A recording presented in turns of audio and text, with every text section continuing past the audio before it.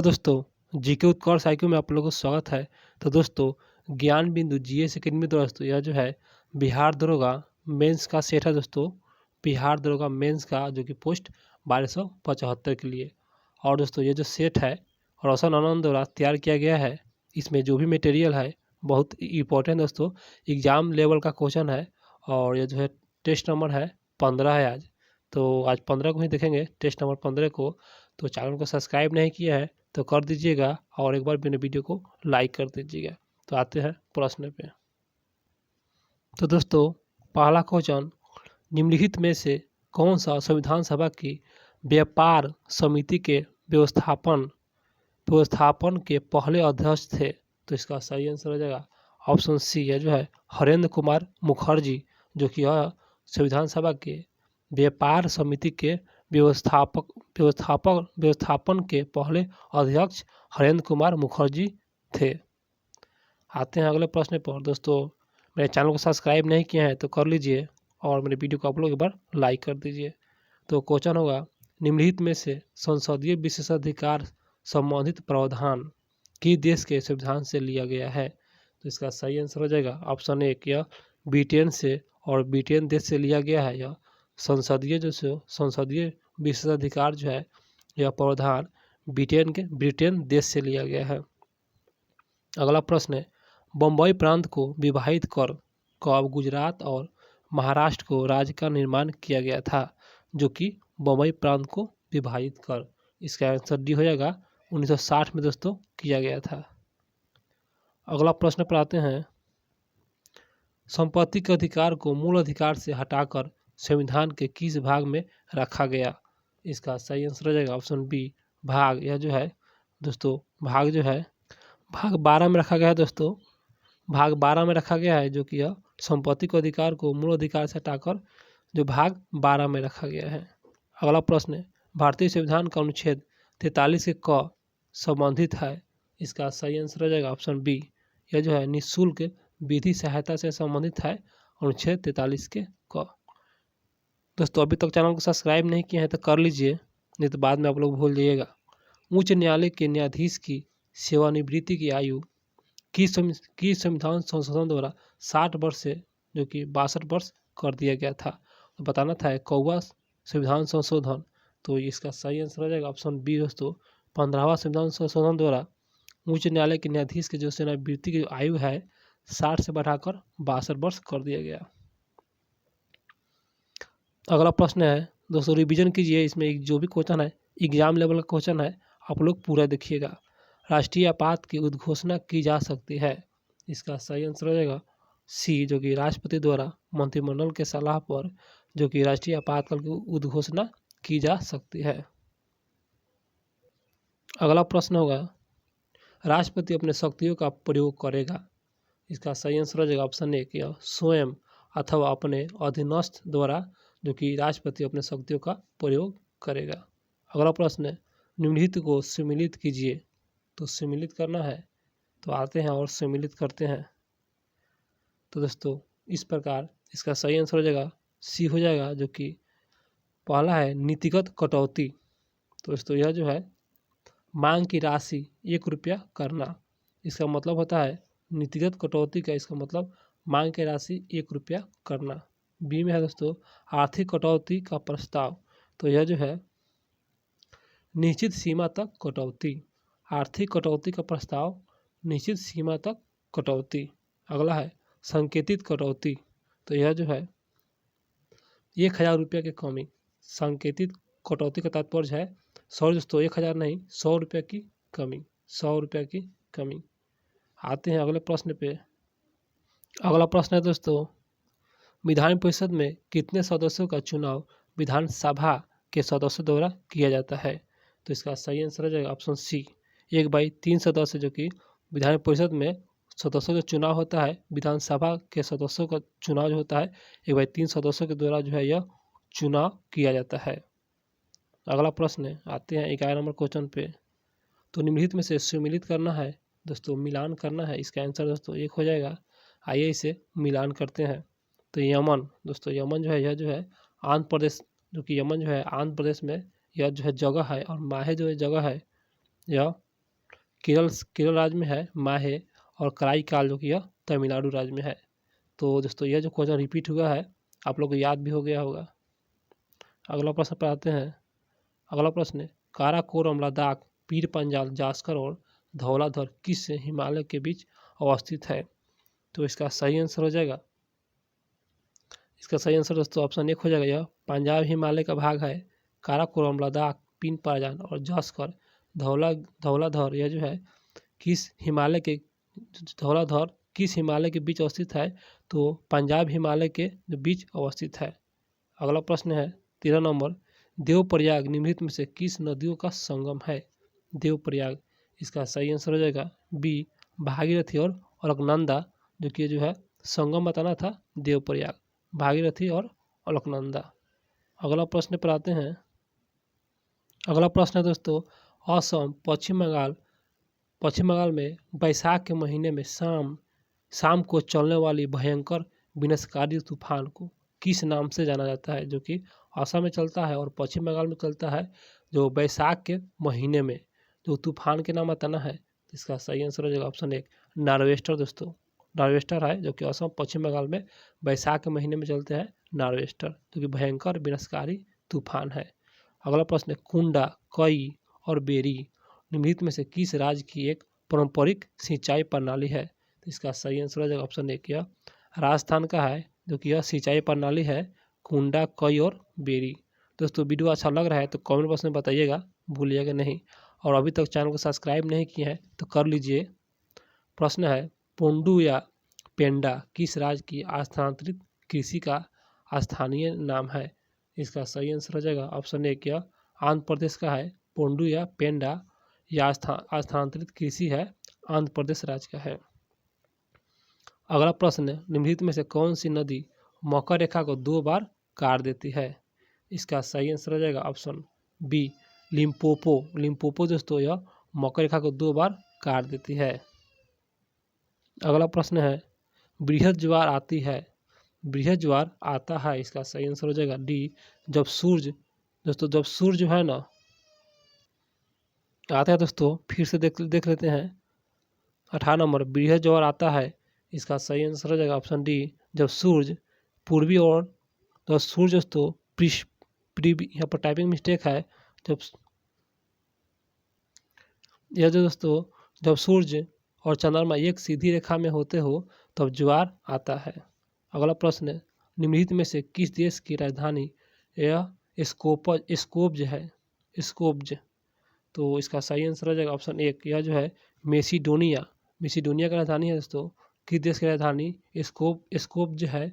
तो मेसिडोनिया की राजधानी स्कोप्ज है। अगला प्रश्न पर आते हैं। अगला प्रश्न, मैगिनोट रेखा थी, तो इसका सही आंसर हो जाएगा ऑप्शन 1, यह फ्रांस और जर्मनी के बीच सीमा रेखा है, मैगिनोट रेखा। अगला प्रश्न है, जो कि निम्नलिखित में से किस राजवंश ने रोमन सम्राट, यह जो है थोड़ा सा जूम करेंगे,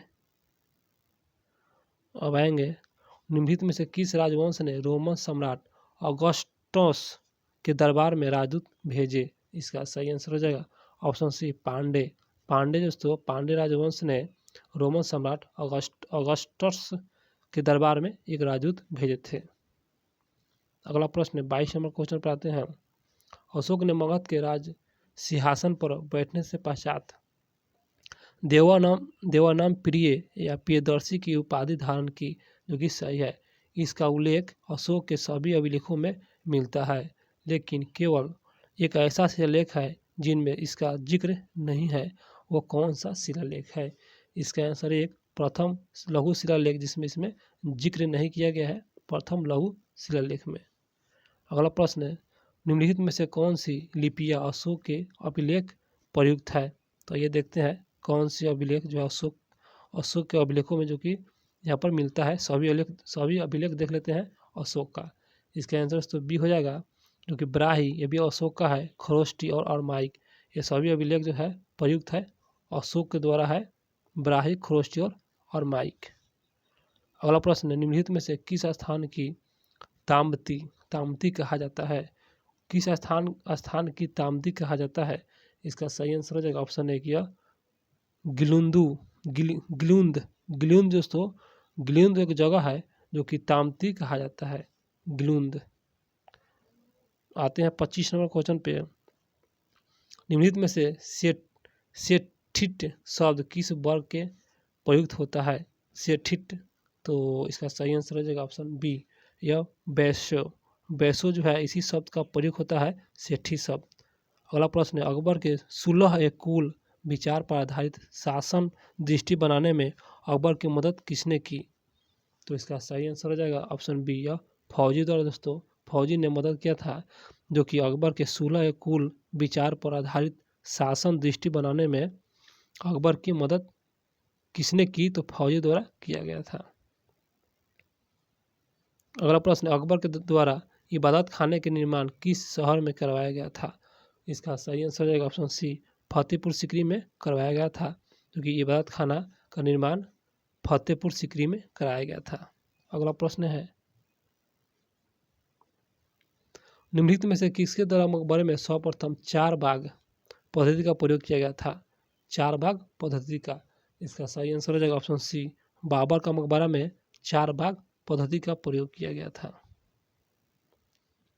अगला प्रश्न है, निम्नलिखित में से किन गवर्नर जनरल ने अफगानों के प्रति प्रतिक्रियावादी नीति अपनाया? तो इसका सही आंसर हो जाएगा ऑप्शन बी, यह जो है लॉर्ड लिटन। दोस्तों लॉर्ड लिटन है जो कि अफगानों के प्रति प्रतिक्रियावादी नीति अपनाया। अगला प्रश्न है दोस्तों, निम्नलिखित में से किसने नेतृत्व में ढाका अनुशीलन समिति ने 12 डकैती कांड को आज अंजाम दिया था? तो यहाँ पर बताना है कि ढाका अनुशीलन समिति ने 12 डकैती कांड के अंजाम दिया था, किसके नेतृत्व में? तो इसका सही आंसर हो जाएगा ऑप्शन बी, पुलिन दास के नेतृत्व में, जो कि ढाका में अनुशीलन समिति ने 12 डकैती के कांड पर अंजाम दिया था, पुलिन दास के यह नेतृत्व में। अगला प्रश्न 31 नंबर क्वेश्चन पर आते हैं, रैमजे मैकडोनाल्ड के द्वारा सांप्रदायिक निर्णय की घोषणा कब किया गया? इसका सही आंसर हो जाएगा सी, 16 अगस्त 1932 को किया गया था।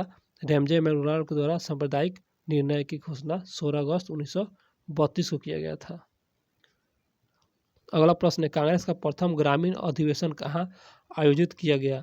जो कि ग्रामीण अधिवेशन कहाँ आयोजित किया गया? तो इसका सही आंसर हो जाएगा ऑप्शन डी, यह जो है फैजपुर में किया गया था, प्रथम ग्रामीण अधिवेशन फैजपुर में।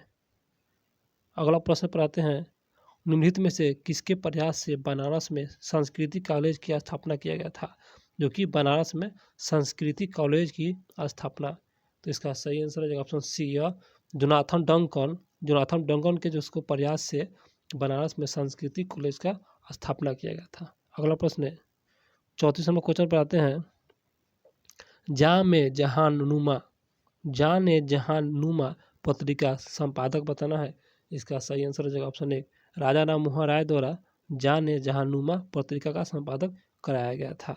अगला प्रश्न है, देव समाज का स्थापना निम्नलिखित में से किसने किया? तो इसका सही आंसर हो जाएगा ऑप्शन बी, यह जो है शिव नारायण अग्निहोत्री द्वारा किया गया था देव समाज का स्थापना।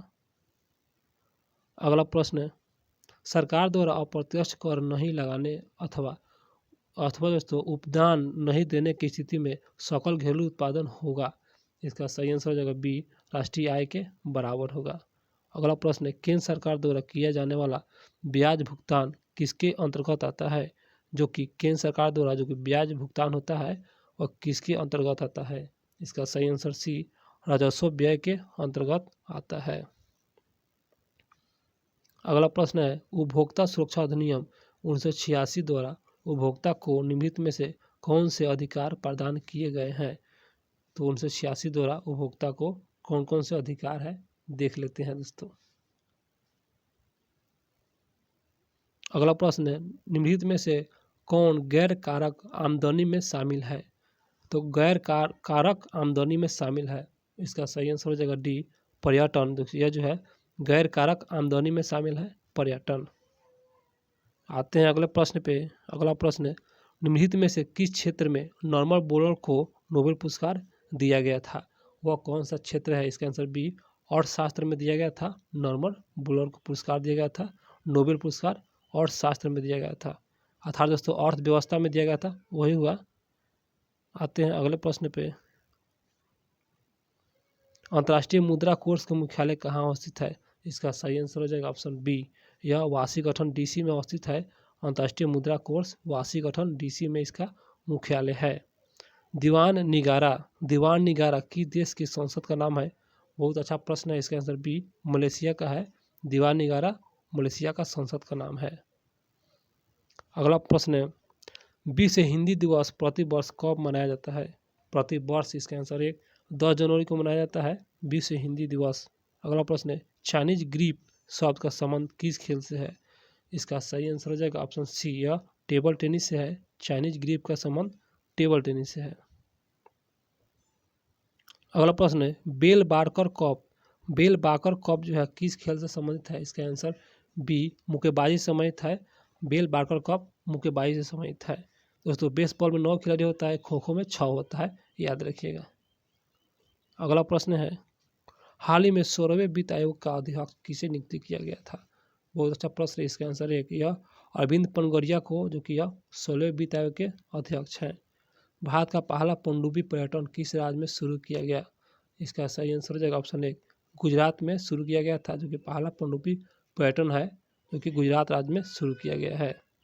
अगला प्रश्न है, वर्तमान में बिहार में शिक्षा मंत्री बताना है। इसका सही आंसर हो जाएगा बी, यह जो है चंद्रशेखर यादव है, जो कि शिक्षा मंत्री है। अभी वर्तमान में शिक्षा मंत्री चंद्रशेखर यादव है। बिहार में अनुमंडलों की संख्या बताना है। इसका सही आंसर बी, 101 है अनुमंडल की संख्या। अगला प्रश्न है, प्रतिवर्ष बिहार दिवस कब मनाया जाता है? प्रतिवर्ष इसका सही आंसर हो जाएगा बी, 20 मार्च को मनाया जाता है। प्रतिवर्ष बिहार दिवस 20 मार्च को मनाया जाता है।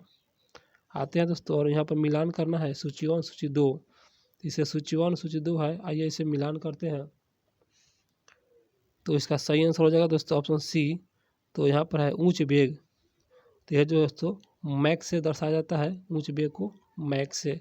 और तरंगदैर्घ्य दोस्तों यह जो है यह एंगस्ट्रॉम से दर्शाया जाता है। और दाब जो कि पास्कल से दर्शाया जाता है। ऊर्जा जूल से दर्शाया जाता है। और आते हैं अगले प्रश्न पर, 52 नंबर क्वेश्चन पर आते हैं दोस्तों। एक पिकोग्राम बराबर होता है, इसका सही आंसर हो जाएगा सी, 10 के पावर माइनस 12 ग्राम, जो कि एक पिकोग्राम के बराबर है 10 के पावर माइनस 12 ग्राम। 53 नंबर क्वेश्चन पर आते हैं, यह जो है पाइर हीलियोमीटर का प्रयोग निम्न में से किसे मापने में किया जाता है? बहुत अच्छा प्रश्न है। इसका आंसर बी, यह जो है सोलर रेडिएशन मापने के लिए पाइर हीलियोमीटर का प्रयोग किया जाता है। साधारण यंत्र किसी व्यक्ति की सहायता करता है। साधारण यंत्र किसी व्यक्ति को सहायता करता है। इसका सही आंसर हो जाएगा ऑप्शन बी, कम बल का प्रयोग करके भी उतनी ही मात्रा में काम करने में किया जाता है साधारण यंत्र। आते हैं अगले प्रश्न पे, सूर्य से पृथ्वी तक प्रकाश का पहुंचने में लगभग समय लगता है। लगभग बताना है। इसके आंसर सी, 8 मिनट लगता है सूर्य से पृथ्वी तक प्रकाश पहुंचने में। अगला प्रश्न दोस्तों, हमें हरी घास रंग हरा दिखाई देता है। इसका कारण क्या है कि दोस्तों हरी घास जो है हरा दिखाई देता है, इसका यही कारण है। इसका आंसर एक हो जाएगा, यह हरे रंग का प्रकाश को हमारी आंखों में परिवर्तित करती है। यह हरे रंग के प्रकाश को हमारी आंखों में परिवर्तित कर देता है, इसलिए हरी घास हरा दिखाई देता है। अगला प्रश्न है, विद्युत उपकरण में अर्थ का उपयोग होता है। इसका सही आंसर हो जाएगा ऑप्शन सी, यह जो है सुरक्षा के लिए किया जाता है। जो अर्थ है यह सुरक्षा के उपयोग में लाया जाता है विद्युत उपकरण में। अगला प्रश्न, ऑक्सीजन के बाद सबसे अधिक उपलब्ध कौन सा मूल तत्व है? जो कि ऑक्सीजन के बाद बताना है सबसे अधिक उपलब्ध मूल तत्व। इसका सही आंसर हो जाएगा ऑप्शन एक, सिलिकॉन है दोस्तों, सिलिकॉन। अगला प्रश्न है, इसमें जो भी क्वेश्चन दोस्तों एग्जाम लेवल का क्वेश्चन है, आप लोग पूरा देखिएगा और लाइक कर दीजिएगा, चैनल को सब्सक्राइब कर दीजिएगा। निम्नलिखित में से किस पदार्थ में कैल्शियम विद्यमान है? इसका सही आंसर हो जाएगा सी, जिप्सम में यह जो है कैल्शियम विद्यमान है, जिप्सम। अगला है, निम्न में से किसे सूक्ष्म बर्फ कहते हैं? इसका सही आंसर हो जाएगा ऑप्शन सी, यह ठोस कार्बन डाइऑक्साइड गैस को सूक्ष्म बर्फ के नाम से जाना जाता है। अगला प्रश्न है फिटकीरी फिटकीरी जो होता है गंदले पानी को किस प्रक्रिया द्वारा स्वच्छ करता है? इसका सही आंसर सी, स्कंदन द्वारा, जो कि पानी को स्वच्छ करता है फिटकीरी स्कंदन विधि द्वारा। अगला प्रश्न है स्वर्ण कारों के द्वारा प्रयोग में आने वाला यह जो है एक्वा, दोस्तों यहाँ पर टाइपिंग मिस्टेक है, एक्वारेजिया होगा, मिलकर बनाया जाता है। इसका सही आंसर हो जाएगा बी, नाइट्रिक अम्ल और हाइड्रोलिक अम्ल मिलकर बनाया जाता है। नाइट्रिक अम्ल और हाइड्रोलिक अम्ल मिलकर बनाया जाता है स्वर्ण कारों द्वारा प्रयोग में आने वाला एक्वारेजिया। दोस्तों यहाँ बताइएगा यहाँ पर क्या है, जरूर बताइएगा कमेंट बॉक्स में। अगला प्रश्न है बुलेट प्रूफ जैकेट निर्माण में किस बहुलक पदार्थ का प्रयोग किया जाता है? इसका सही आंसर सी, यह जो है केवलर है। यह केवलर एक पदार्थ है जो कि यह बुलेट प्रूफ जैकेट में प्रयोग में लाया जाता है। यह बहुलक पदार्थ है केवलर।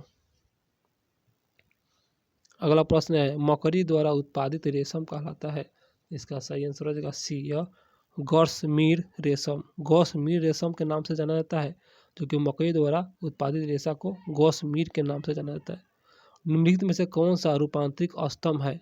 इसका सही आंसर हो जाएगा ऑप्शन डी, यह आलू है। यह दोस्तों रूपांतरिक स्तंभ है आलू। अगला प्रश्न है शहतूत का फल है? इसका सही आंसर हो जाएगा ऑप्शन एक, यह सोरोसिस के नाम से जाना जाता है। शहतूत का फल एक सोरोसिस है। अगला प्रश्न है 67वां प्रश्न पर आते हैं सूक्ष्म जलवायु के भली भांति अनुकूलित पेड़ पौधे को कहते हैं?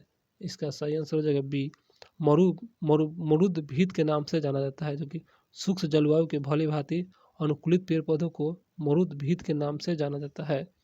अगला प्रश्न है निम्नलिखित में से कौन सा युग्म सम्मिलित नहीं है? गलत है। इसका आंसर सी हो जाएगा, जो कि गलत है। सही को देख लेते हैं विटामिन B12, जो कि यह जो है प्रति और रक्तता कारक है। और विटामिन C, जो कि यह प्रति अस्करबी कारक है। और विटामिन K प्रति रक्तस्रावी कारक है। अगला प्रश्न है स्तनधारियों में श्वसन होता है? तो इसका सही आंसर हो जाएगा ऑप्शन डी, यह फुफ्फुस फेफड़ा द्वारा होता है। फुफ्फुस फेफड़ा द्वारा होता है। स्तनधारियों में श्वसन होता है। दोस्तों मेरा क्वेश्चन हुआ समाप्त। तो मेरे वीडियो अच्छा लगा हो तो चैनल को सब्सक्राइब कर लीजिए, भूलिएगा नहीं, और लाइक भी एक बार कर दीजिएगा। और दोस्तों मिलते हैं अगले सेट लेके जब जल्द ही आएंगे, तो मेरे चैनल को सब्सक्राइब कर लीजिए, भूलिएगा नहीं।